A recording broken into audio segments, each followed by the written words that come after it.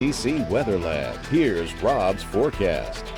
Welcome back. Well, fortunately, drier weather eventually on the way. Unfortunately, a couple of more rounds of showers and storms, but they're going to be moving. They're not going to put down flooding rains, but in a few spots, we might see 1 to 2 inches of rain and maybe some localized street flooding briefly, but we're not really concerned with the storms coming in. And the better news, drier weather ahead after tomorrow, an overly dry 10-day forecast. More on that in just a bit. First off, though, I want to show you 48 hours worth of satellite imagery, that enhanced GOES 16 imagery showing us our tropical disturbance that crept up the Texas coastline, drawn northward by an upper level low that is just entering the picture right there. And we're still got to deal with that upper low, but you can see storms late this evening, starting the weekend, move out in the Gulf. But again, you can see the storms, the cold cloud tops, and then that activity building across Louisiana late last night and early this morning, thus the heavy rainfall, then severe weather as well. So radar satellite composite showing those storms pushing off to the east, and they did do some damage. Showers now along the Texas coast, moving out into the Gulf, so we're not concerned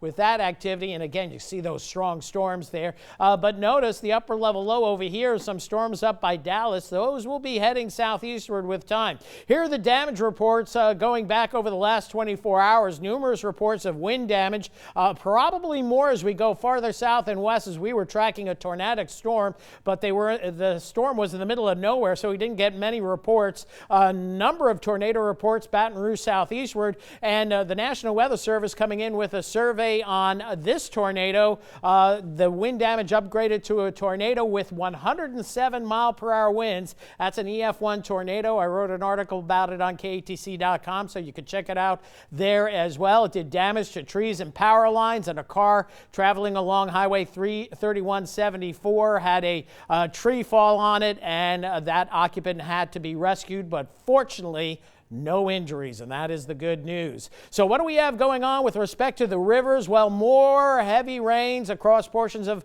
Oklahoma into Arkansas expected. All the red and purple dots corresponding to moderate to major flooding. But as we've been telling you, the Morganza again pushed back indefinitely. Why? I think most of the water and the flooding that's been going on here is not only in the rivers, but it spans large areas all the way up through Iowa, and some of that water is percolating into the ground rather getting into the rivers. So we'll watch that in the days and the weeks ahead. Meanwhile, the Vermilion at Surrey hitting in the top 10 of total peaks at 14.6 earlier today, shortly before lunchtime, and you look at the historical crest, 14.6 makes the top 10. You go back to August of 2016, it was a lot higher. That's because we had the same type of rainfall this morning, late last night, as we had in August, but in August of 2016, we had 2 to 3 of those, so you get a couple of days of that back to back, and then you're going to see river levels coming up that high once again. But fortunately,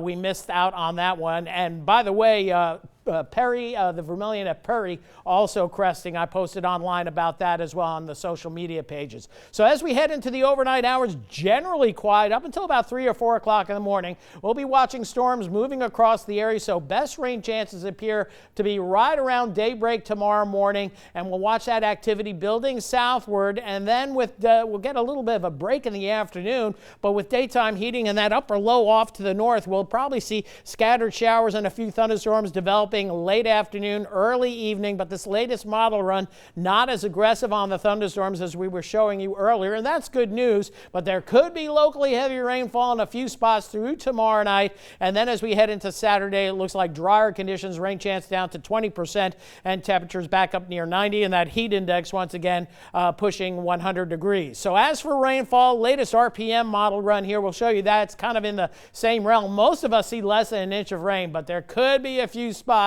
that see a couple of inches of rain. Right now it's got along the coast, but that could be inland as well with more rain offshore. And again, you don't ever want to see the orange or red. Hopefully this does manifest offshore. And again, I'm not expecting any more flooding rains, fingers crossed. But with the daytime heating tomorrow, we are hatched in for a marginal risk of a few severe storms that could produce damaging winds and some hail. And by the way, yesterday and the night before, last night's storms and this morning, there was a very marginal risk of severe weather, and we had had a long track wind damaging and tornadic storm for a good part of last night and early this morning. So always have to respect the marginal risk as well. So quiet past midnight, at the very least, scattered storms returning by daybreak. I've got rain chances down to 40% tonight. 77 the steamy low. You got lots of crickets and frogs probably croaking tonight with all the rainfall. Best rain chances morning, and then maybe a slight peak late in the afternoon, but we'll say no more than 1 to 2 inches. Temperatures tomorrow topping out near 90 degrees, and then we get hot again into the weekend with more sunshine, then drier air, a little bit of a frontal boundary pushing on through as we go into next week, and that should limit our highs to the upper 80s, which is pretty hard to do. And more importantly, overnight lows get down into the mid 60s. We're not saying you're going to be able to turn off the air conditioner, but better weather next week and dry weather more importantly. The heat and humidity, though, will return just in time for the following weekend back into the mid 90s. I might switch my air off just for Of a course little you while. You know? would, yes. Open up the windows or I something. Not many else will, I guess.